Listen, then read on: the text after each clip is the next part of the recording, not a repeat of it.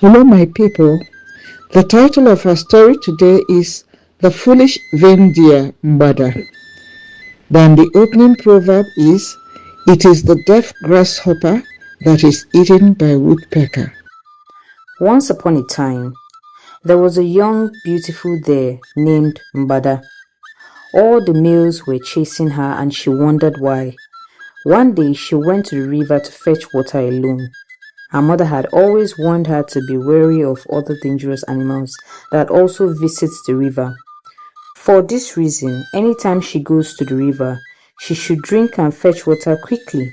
However, on this day, instead of being quick as her mother had taught her, she lingered and saw her reflection in the water. What? I am so beautiful. She had never cared before to see her reflection or what she looked like. She couldn't take her eyes off what she was seeing. Every movement she made was also done by the beautiful deer in the water. It was actually herself. Now Mgbada understood why the stags were running after her. Her head swelled with pride, but it is the deaf grasshopper that is eaten by woodpecker. She moved closer to her image in the water, forgetting all the lessons her mother had taught her about the dangers of the river. Since she had not seen any wild animal on her way to the river or at the river, she believed that she was safe and all alone.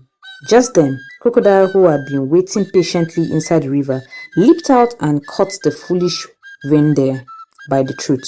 Crocodile dragged her under the water and ate her. Chakbi! Whoa! This tale reminds us that nature does not negotiate with arrogance. Mgbada possessed a gift of extraordinary beauty, but without the armor of humility and wisdom, her greatest asset became her ultimate downfall.